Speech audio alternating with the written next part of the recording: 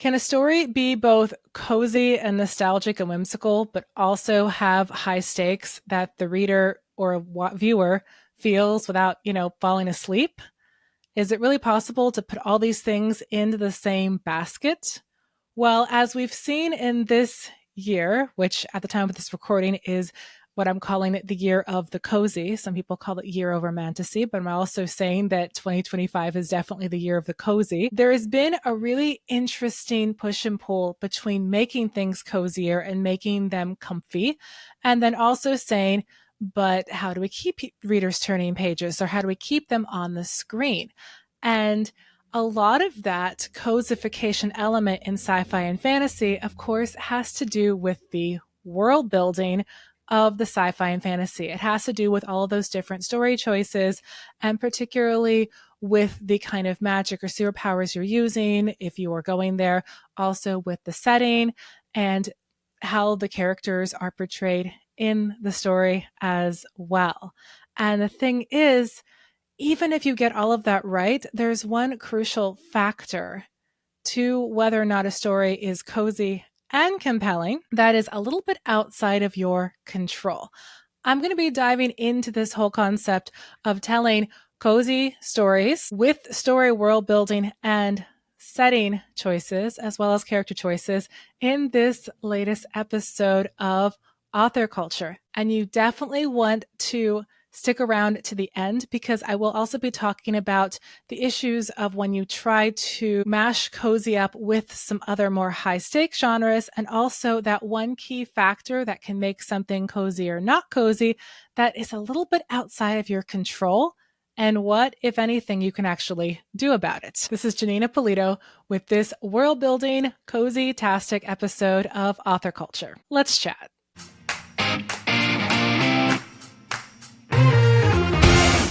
Hey there, and welcome back to the Author Culture Podcast, where we are all about celebrating science fiction and fantasy, both the stories and also the amazing people who create them. So whether you are an ambitious writer who is trying to navigate the crazy chaos of the publishing industry and find your sustainable success, or you're a reader who just wants to nerd out about fandoms and peek behind the curtain about the authors who create those wonderful fandoms and stories, whether they be on the page or on the screen, you are in the right place, and I am so glad you're here. We're here to talk shop, spark ideas, and nerd out about all of these awesome sci-fi and fantasy genres that we love. And real quick, if you haven't already, do make sure that you subscribe so that you never miss an episode, and hit that notification bell as well if you're watching this on YouTube, or you can also subscribe on the Author Culture Substack or on Apple Podcasts or Spotify or wherever you are watching or listening to this show. Now, we're talking about cozy fantasy, cozy superheroes, and cozy science fiction and fantasy books in general.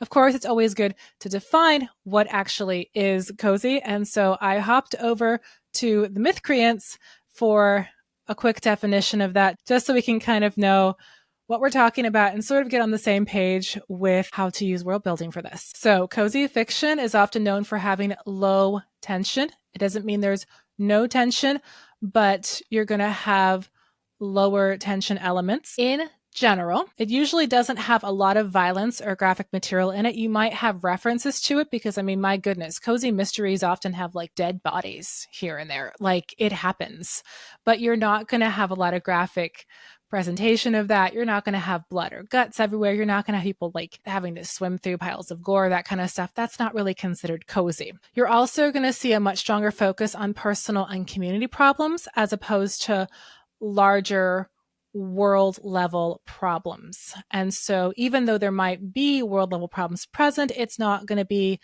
as much of the defining factor. And then it often features a certain kind of idyllic lifestyle. It often has cute coffee shops or other things that are going to have very cozy elements to it. And so with all that being said, having lower tension, low violence or graphic material, personal or community problems, and idyllic lifestyles. Of course, all of those things can be defined different ways. And I hopped over to Book Riot for their definition on cozy. And the trick with that is that, of course, we can define cozy certain ways. But if people come out with a book, if a publisher or an indie author comes out with a book that they decide is cozy, even if it doesn't have all those elements people say it does, they can actually push and change the genre definitions. And that makes everyone's life kind of headachy because suddenly, it's cozy, but it has really high stakes. But does that mean that cozy has high stakes? It's that really interesting push and pull in the market. And what Book Riot also said in their article was that a lot of times what is or isn't cozy boils down to how much conflict can be allowed in a cozy fantasy and how much that can really permeate it overall. And so it's really interesting to see how all of this interacts with those world building elements, because of course your world building elements should be in some way interacting with your setting and with any character growth, with any community problems and all of those things. And for my examples to talk about what does and doesn't look like cozy in terms of fantasy or science fiction, I am going to be referencing the newest movie that just came out, Fantastic Four First Steps, which as of this recording, I saw less than a week ago with my husband in theaters. I am a Fantastic Four fan, partly because of Fantastic Four's own cozy elements. So if we think about Fantastic Four as a comic book entity, it was designed to actually be kind of cozy. And I'm reading this direct quote from Stan Lee when he was creating the Fantastic Four. And it said, Lee concluded that for just this once, I would do the type of story that I myself would enjoy reading. The characters would be the kind of characters I could personally relate to. They'd be flesh and blood. They'd have their faults and foibles. They'd be fallible and feisty. And inside their colorful costume bodies, they'd still have feet of clay. So they wouldn't be these grandiose figures. And the Fantastic Four is known for being, in a way, more cozy than other superheroes, more relatable. They have family squabbles. They have grudges that are deep. They have grudges that are petty. They come around and they have family dinner. They don't have angst over having secret identities because they don't have secret identities. And so a lot of those key angsty elements that you get in superheroes are just not there because you don't have that secret identities. And the focus is a lot more personal. It's a lot more about how these four characters are interacting as a family.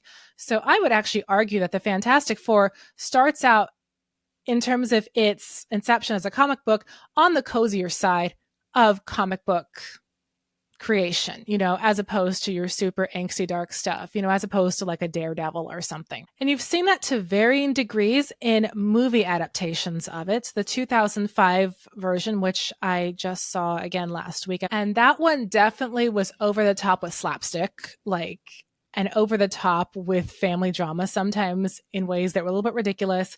You had characters who were very much certain archetypes that were very much connected to their specific superpowers, very much an origin story, and pros and cons to that. I still have a place in my heart for that particular adaptation, even though it definitely has its moments of, did we need to do that? But the fact that the Fantastic Four were from their inception meant to be on the cozier side of things, still saving the world, still doing big, groundbreaking stuff with their superpowers, but also having family squabbles, because that was part of their initial creation. That's the reason why the 2015 one really fell flat with a lot of fans and comic book nerds, because they went super dark and angsty with it. And you're just like, what are we doing here? You did not understand the assignment. This is not what the Fantastic Four do. So I figured when we're talking about what it looks like to do cozy world building and interact with world building elements, what better way to show that than to do an object lesson with the Fantastic Four movie First Steps, which I would argue is a very, very cozy movie, even for the Fantastic Four, and even as compared to the 2005 movie, although that one definitely also had a lot of cozy moments. And you could argue the villain in the 2025 version is a little bit bigger, more high tension than the 2005 version. By the way, an aside, I don't know who out there decided that we were going to have a Fantastic Four adaptation in 2005, one in 2015, and then one in 2025. But the part of me that appreciates counting by fives really does like this whole delineation. It makes it much easier to make sure I'm being accurate with my years. Now, remember when I said that one aspect of cozy of the adjective of cozy as attached to any kind of fiction, particularly science fiction or fantasy, but any kind of fiction, is the idea of having lower stakes. And so that is one area where you could make some pushback with the Fantastic Four movie, First Steps, because the stakes seem really, really high. But notice that also when I referenced that Book Riot article, they actually said levels of conflict are one of those areas where it's difficult to figure out when something is considered cozy and when it isn't, and how it's approached and all of those things. So if you're coming into this and going, but Janeen, I know you keep saying it's cozy and you reference Stan Lee and you've done all your research, but also, hello, Galactus, gianty sort of bad guy just coming in and stomping cities. How is that not high stakes? I would say that it's actually the way that all of that is shot and all of that is shown on the screen that actually kind of brings down those stakes. But also that ties into something, that little special extra thing that we're going to tackle later on in this episode. So sit tight. I hear you. And you have some points there. I'm going to get to them in just a minute. And of course, since we're talking about the Fantastic Four, I have 4 areas where the world building elements and the choices that the creators made really take this into cozy territory. And we're going to unpack that a little bit with each one. And also, I'm going to give you a little bit of explanation of how you can incorporate this into your storytelling choices should you want to go for more of a cozy route, but still have some high stakes and tension in it. And of course, we all want stories to have some kind of tension in them. So you do always want to know how you're going to use that. So first, in this particular iteration of the Fantastic Four, we have universally flat character arcs for each of the 4 characters in the Fantastic Four. And I know you're going to say, but Sue Storm and Reed Richards are having a baby. How is that a flat arc? Well, here's the thing. You don't have Sue Storm and Reed Richards coming into this whole process going, oh no, it's a baby. We didn't expect this. You don't have this idea of them being these young kids that then have to decide how they're going to handle this. These are individuals who wanted to have a kid and were trying and then didn't think it was going to happen. So yes, there is tension. And yes, there is a lot of that small scale, cozy, communal family drama of trying to figure out how they're going to outfit the Baxter building to be child safe, of course, using their wonderfully helpful robot friend for that. So that is definitely a more cozy element of it. And they're definitely doing more of a flat arc. It's not about them growing to be the best parents they can be. It's more about them just trying to maintain their existing integrity. These are characters who have already basically caused world peace and have educated the whole world on the wonders of science. So these are people who are coming into the ball game knowing their stuff. So the whole thing with the baby is that they have to maintain their integrity. And that is characteristic of a flat arc. And that is legit and that is fine. And that can be very feel good and cozy because as the viewer or the reader, you're not worried about your character making bad or unwise choices intentionally. They're not going to have this up, down, backwards, sideways growth arc. You're just going to see that they're going to be faced continually with outside pressures and maybe interpersonal pressures about how to maintain that goodness, that essential goodness that this movie definitely plays upon, and how they hold tight to their values through all of that. And when your arc is all about holding tight to your existing values in some way and defending them from outside forces, that, my friend, is a flat arc. That can be a lot more cozy. That can be a lot more chill. You can still have tension from other places, but the tension is not necessarily going to come from that area. Now, if you're someone who says, wow, but I'm coming into this and I have been a parent or I am a parent and I feel this and I feel it is bigger tension because that's where I am, then that is legit. And that is where the viewer or reader response comes in. And that's where, if you're going to be doing marketing, you're going to want to be targeting families or things who are going to feel that tension because they're going to bring it to the story. But the story itself does not contain that. I would say it's the same thing as people say, oh, wow, this is really cozy. This magical coffee shop is just trying to pay their rent. And I'm going, that's not cozy. I've been in that place. I've had times when I'm like, okay, let's pull the money together to pay the rent. I'm not going to read that at the end of the day. That's stressful. Give me someone fighting dragons. That is more chill to me than someone being nervous about their pie baking correctly. Baking pies can be stressful, people, especially when you have company coming over. So I don't find that particularly cozy. But again, that's me bringing it to the table versus the book itself necessarily having giant stakes. So I would say in this story world, we're talking more about chill characters with flat arcs. They basically get along with each other. In fact, this particular iteration of the Fantastic Four has the least amount of interpersonal conflict of any iteration I've seen on the screen, including the 2005 version where they were constantly bickering and picking at each other. You see that a little bit here, but it's very chill, and that's great, and that's comforting, and that's cozy. And if you're thinking about how to make your story cozy, the level of interpersonal bickering that you have is something you can dial up or dial down to make your story more or less intense. Second, in terms of the superpowers in this particular movie, they were not a source of tension. And that was something that in particular, there was a review. Let's pull this up here. Oh, yes. It's from Forbes, and they actually had a fairly negative review of the Fantastic Four, whereas some others had very positive reviews.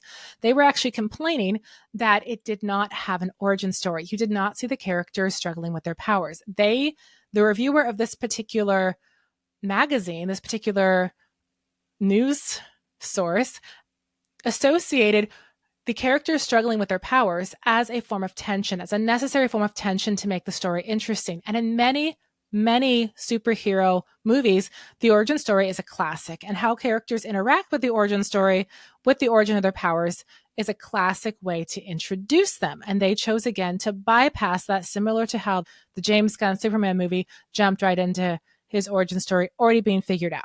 Now, for Superman, it's pretty common for them to jump over, like, the whole backstory. I mean, that's why the TV show Smallville was such a big thing, because it actually went all the way back to the origin, went back to high school, and all the awkward parts of Superman's adolescence as Clark Kent, it just went there. But most of the time, you actually do just have him showing up in Metropolis.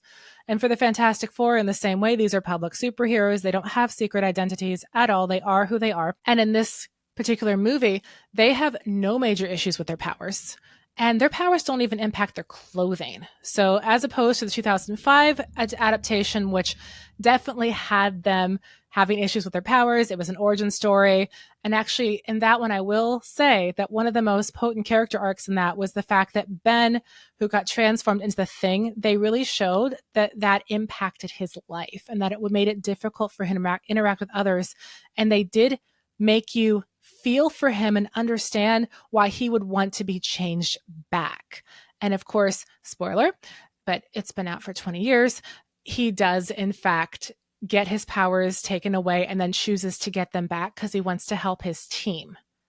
And I found that a very powerful, potent character arc, because this is something that is going to make his life harder, something where he can help his friends and be a superhero, but it's going to make his life more difficult. In this movie, the Thing had no problem. The Thing had perfect control over picking up any kind of delicate object. He could eat easily. He could drink easily. He didn't walk into a room and have heavier density. Nothing. There was no impact whatsoever. I'm like, maybe he had some kind of special magnetic tool or something that like lowered his center of gravity so that he wasn't like stomping everywhere, but it had no impact whatsoever, which makes this more cozy. The same way you have like Johnny Storm like bursting into flames all the time and it never impacts his clothing. And I'm sure you could say, well, Mr. Fantastic created some special potion or something where it soaks all of Johnny's clothes in it and it makes him flameproof. Awesome. But then it's taking away a point of conflict and tension. And that makes things more cozy. It makes them easier.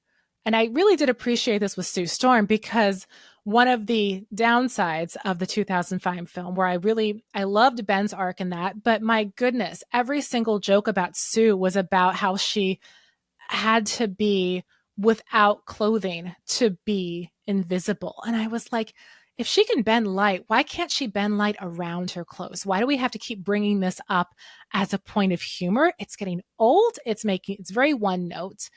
It was frustrating as I rewatched it. It was kind of weird because I was like loving this one character arc. And then I was like, why do you keep making naked jokes at Sue's expense. This is not great. So I was really appreciative in first steps that they kind of sidestepped that.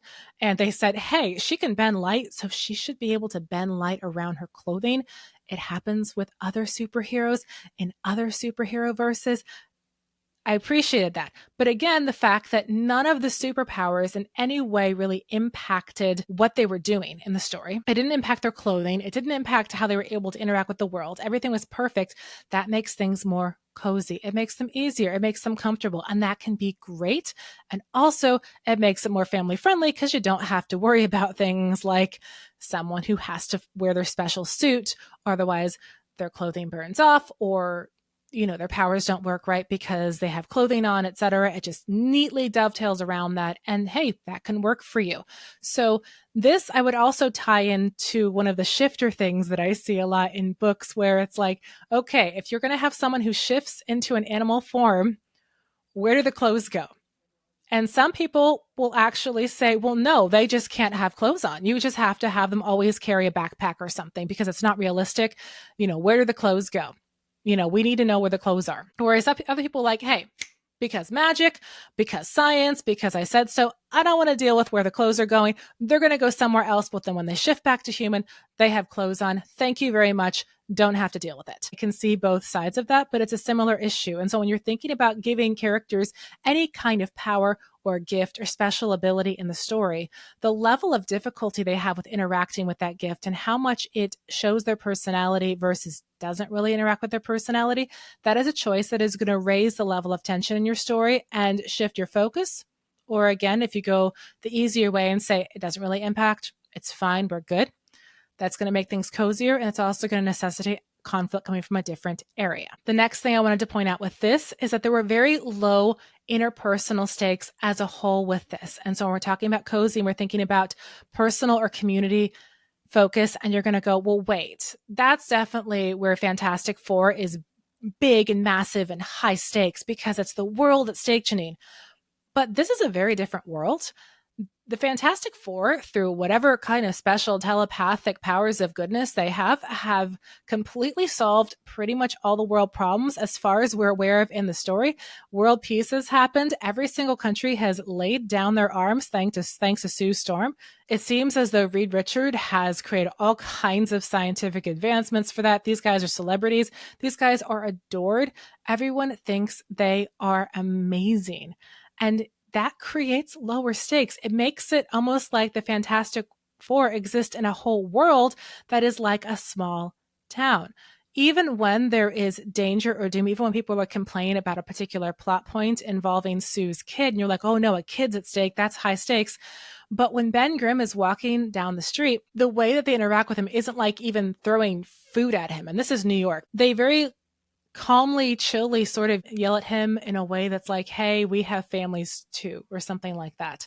And then he went back to the Baxter building and he went, wow, it's really bad out there. And I'm going, did they even go to New York City? Like, this is New York City. And I'm sure for those of you who are listening who are from New York City, I'm sure there are many lovely, polite people in New York City. This is not indicative of everyone, but in general, it's a city that can have a rather tough attitude, except in the Fantastic Four, that is toned way down and it becomes very, very small town. And in fact, even in the conflict around the usage or non-usage of Sue and Reed's child, it is dealt with in a very chill way. The supposed riots are very chilled compared to what you're going to see on the TV screen. And Sue comes out there with her baby in hand. And again, I'm not really spoiling this because it's in the trailer, and calms them down with a speech, like it's a town hall meeting. And as far as we're aware, that speech calms down the whole world. We never see it again. So I would argue, even though the stakes seem big, that is still very small town cozy in terms of how it's dealt with. And again, that's totally fine. No issues there. But that definitely has a different flair to it. And when you're thinking about how to make something big scale, small town, think about how you're dialing up or dialing down the conflict and how easily the conflict is solved. Even if it is a big conflict, say, involving a small child and how we should use or not use that small child that in fact belongs to their family members and as a child that should be cherished and all of that, how easily that is resolved can affect how your book is perceived as less or more cozy. So in terms of these 4 elements that we're talking about for how to make your story more or less cozy and how that is shown in the Fantastic Four, we have talked about how the characters interact with each other and their growth arcs or lack thereof, whether they're these very radical character growth arcs or whether it's more of a flat arc. We've talked about how the characters are interacting with their powers, should they have them, or with the magic in the world, and how easy or hard that can be, or how they're interacting with the science in the world, or any kind of those additional world building elements. We talked about the interpersonal stakes that they have as a whole with their community and how that is viewed, and if that community is seen as large or small. And now for the 4th element, we are going to be talking about the overall affect and stylistic choices with the world, because that can definitely really impact how cozy and high or low stakes your world is. And of course, we're talking about a movie here versus a book. So there are a lot of visual tricks that they can play with that you can't necessarily use in a book in the same way, but we're just going to dive into this anyway.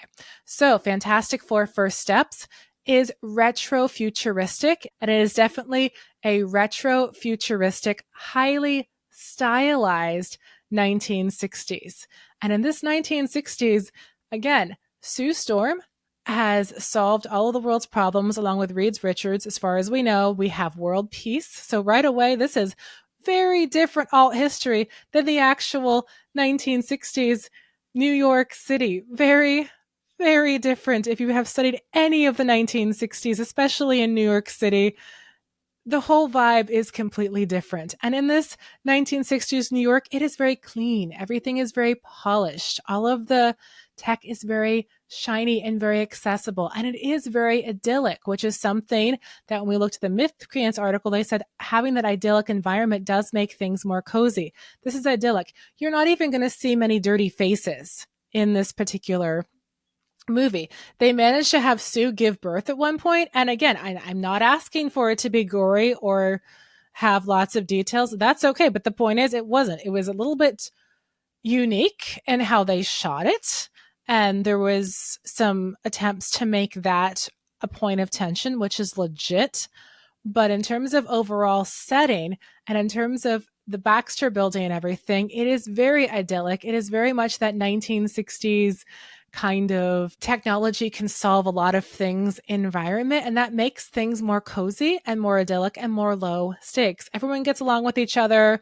Every single shot of all the people in this New York City is perfectly diverse in terms of what people look like and their clothing and everything like that. And for another moment, and this is a mild spoiler here, when these individuals have to take shelter in a place that is maybe less than desirable, they all calmly go onto buses and the population goes off to this place.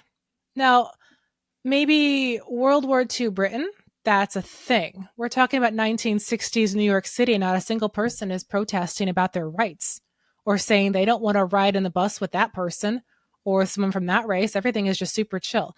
And that's where I would definitely also point to the fact that this is idyllic. And that's not in a bad way. And it can be very relaxing. And choosing to bypass all of that intensity and all of the potential interethnic and cross-cultural conflict, that can be a way of making a powerful statement and also just helping you to focus your reader or viewer's attention on the other points of conflict in the story. And in this case, it is about Galactus coming to destroy the world in some fashion. It's not exactly clear how that happens. Things just kind of explode. So out of a desire to focus the audience attention there, it makes sense that they would very much smooth out any other tensions that would have existed in 1960s New York in a non-alt history, retro-futuristic environment. So I would say, with the fact that Fantastic Four First Steps has chill characters with flat arcs that have some mild interpersonal conflict with each other, but not very much. No major issues with powers. Powers don't really impact clothing. Low interpersonal stakes with their community. They get them resolved relatively quickly as opposed to how things happen in our actual political sphere. And again, I'm okay with this. I could absolutely use a break from what's on the TV right now. So give me something that's resolved easily. But the point is, That's cozy. That's escapism. And then, of course, we have retro future in this alt reality where everything is clean and nice. And even when people get injured, it's not like super bloody. And I'm okay with that. But the point is, that's cozy and that's relaxing. And I would argue, even with Galactus, the way that he is shown, it is very big and very imposing. But there's not even really many details on how he's going to destroy the planet or any of that. It's very cozy and focused on the impact that it's going to have on the Fantastic Four's family and on their child. That's a very small focus. It's important. We're going to talk in a second about why that ups the tension for some individuals, and I get it. But it's very much on how it impacts their family and then how it's going to impact their community of New York City and their community of the world. And so it's very much this whole like one world planet kind of thing, while still having their own cultures and their unique clothing and everything. But also the Fantastic Four have, Sue Storm basically made world peace. Now, with all that being said, I have talked to some individuals who were like, no, this was a high stakes, character driven drama. I felt it. It was fun. It was interesting, but it was so high stakes. And I would say that is a matter of people bringing their own perceptions to the movie, and that is legit. It is absolutely possible that something that is designed to be one way, that is designed to be cozy, can also be very impactful because of the choices they make and how they interact with the reader and their values in those choices. And so if you're coming into this and you were going, Janeen, this was absolutely high stakes and I felt it, and all of those family vibes and the relatability of that and how they're trying to protect this kid, I feel it. And that's really important. And that really made this whole movie feel very high stakes. That's legit. Your experience is valid with that. I'm sure that is something that the filmmakers and the storytellers were trying to connect with. And again, with them talking about things that are everyday and that are as much a part of being human and as much a part of how we were created as family and children, all of that, it makes perfect sense that would connect and resonate with audiences. And so that is absolutely legit. So the big secret sauce with cozy is that while we do have all these elements that really can make something more or less cozy, and of course, in the terms of Fantastic Four, we can also say the original creator was trying to create something a little more family oriented and about family, and the use of the setting and world building in this movie, we're trying to tap into those elements. It is also what you bring to it, and it is also about the values associated with it.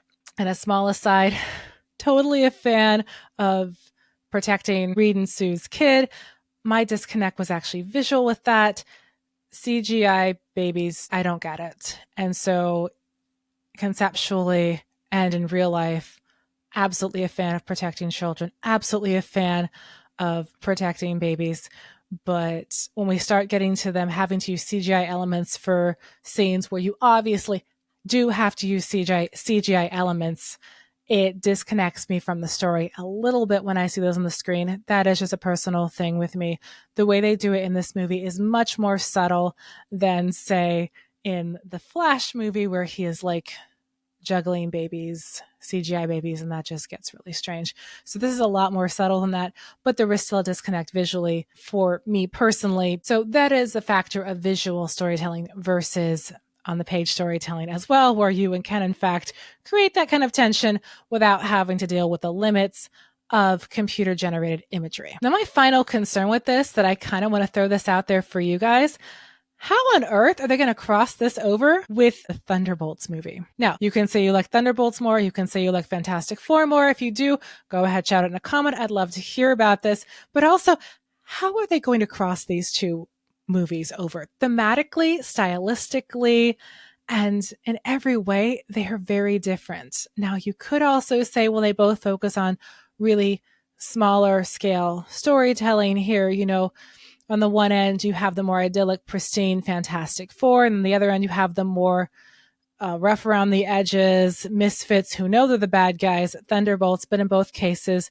the storytelling elements are rather small, but still tonally, they're very, very different. Stylistically, they're very, very different. I'm having a difficulty in my head even picturing them on the same screen. So if you have any thoughts on that, or any thoughts about Fantastic Four, how it's more cozy, how it's less, did I miss something? Is there something else you want to share? Please do share it in a comment on this video on YouTube or on Substack or on social media. I would love to have a fun, respectful interaction with you about that and hear your thoughts and have some great discussion. And thank you so much for tuning in with me today on this episode of Author Culture. I'm Janeen Ippolito. Go forth and be awesome.